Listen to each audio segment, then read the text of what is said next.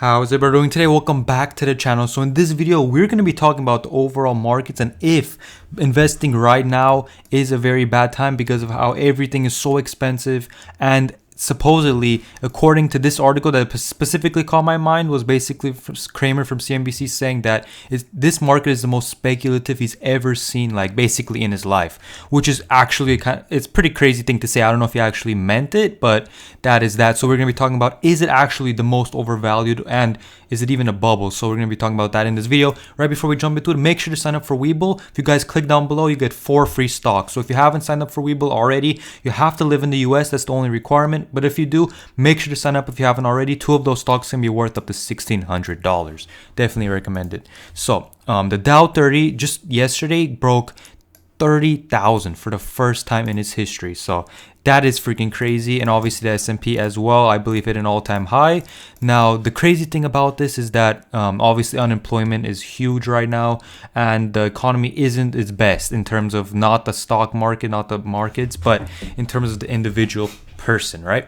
That's kind of like a safe thing to say. But we're going to be taking a look at one of the top stocks in the Dow and the top stocks in the S&P, and we're going to be seeing if they actually are overvalued indeed, or if it's basically really speculative, and if you put your money in this market, it's like gambling. You might as well go to casinos, right? So we're gonna be talking about that. So let's just go straight into the S&P. So let's look at the top few S&P 500 companies, right? We got Apple, and obviously Apple is a growth beast. If we look at their P ratio, right? Their 4P is at 30, I believe, just under 30, 29. Now, that is not the craziest thing. Obviously, Apple is a growth company.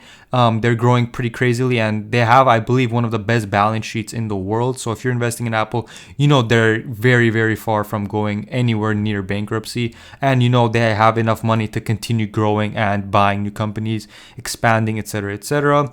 So 30 PE, 4P is kind of overvalued, but it's not bubble territory. If Apple's 4P was at 50, then we can talk. But I don't think it's that bad for an Apple company, because I think you do have to pay a premium to have that kind of safe company.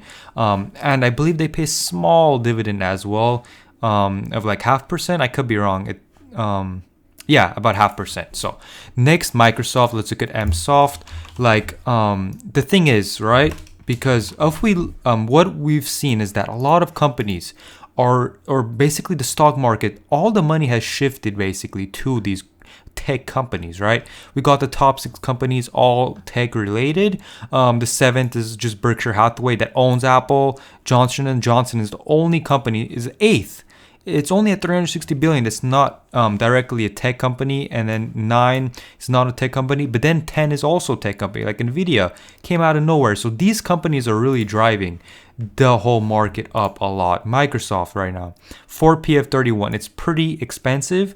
That's for sure. 31 is definitely pretty expensive. But at the end of the day, it's not insanely. It's only like about 6 points above what it actually is on average, right? 25 is the average P ratio. Right now it's at 31. So I'm not going to go through every single one, but you guys can tell that it's not crazy expensive, right? In terms of these companies, but they are expensive. Like I don't think any of these stocks are a deal right now at all. But in terms of being extremely bubbly, I don't really think so. Like it can definitely have room to move down. Don't get me wrong. Like these stocks can definitely go down 10%, and I wouldn't bat an eye. Like I kind of expect it. Not necessarily saying it will happen, but if it goes down 10% to 180, it's gonna be quite a fair valuation at that point, and I think it's not too far off. So that definitely probably won't happen, but you never know.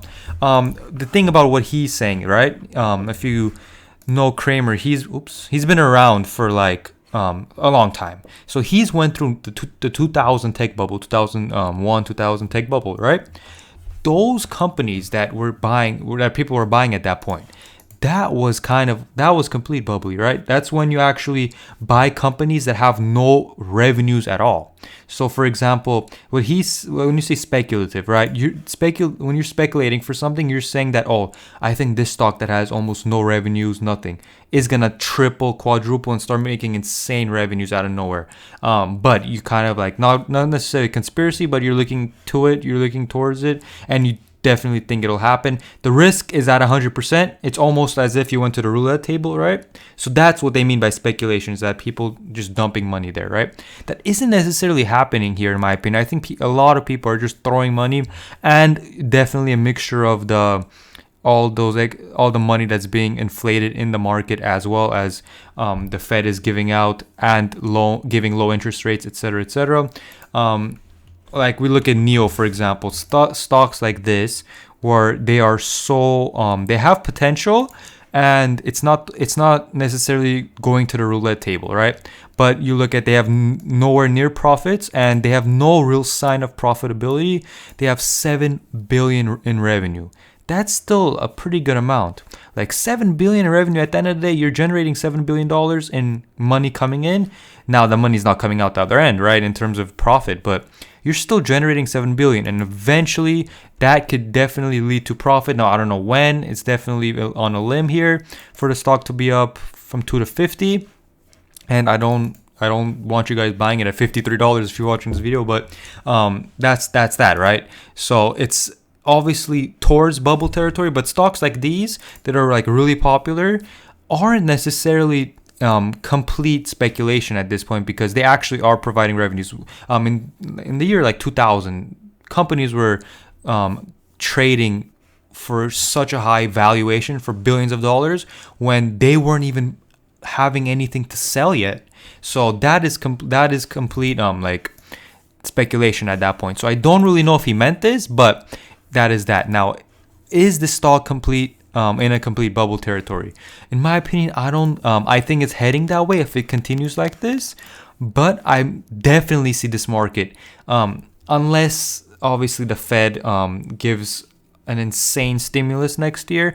But if they just keep it around the same, maybe a little stimulus, because I think the market has some of the stimulus priced in already. So if they go in a little bit, I definitely can see the stock market remaining at around the 28. Anywhere from like 26,000 to 32,000 Dow in the next year. So I don't think it's going to go anywhere above that. It may dip down to 24,000 in the Dow, but I don't really think in the next year it's ever going to go up too much. I just don't think it has the room to, like we just saw here, the forward Ps. When we look at the 4 Ps from earlier, that basically means how much money they're going to make next year. And obviously if they make more money next year, the stock is only going to go up a little bit. Like it's still going to be valued at that expensive price point. If you buy Apple today, in a year after they reach those earnings for the forward PE, it's still going to be pretty high of a valuation. So that's what I mean by I don't see this company's growing that much in terms of that. Facebook obviously has pretty good growth ahead, but how much will these companies really push the S&P? Isn't really that crazy. Isn't really that strong looking, that's for sure. If we look at the Nasdaq, I don't have it pulled up here, but the top stocks in Nasdaq is obviously going to be like Tesla, Apple, Amazon, Google, Microsoft. These type of stocks pretty similar to this, obviously without these Procter & Gamble, Johnson & Johnson. But for the Nasdaq, a lot of those companies are going to be pushing things up. I think those specific stocks will be pushing it up a little bit, but I don't really think that in general the Nasdaq is, if you're investing in these companies in the Nasdaq, it's not complete speculation, but I don't think it's the most speculative we've ever seen. I mean, not me, but I'm sure him from the tech bubble days, because obviously I wasn't in the markets back then, but that's just from what I heard.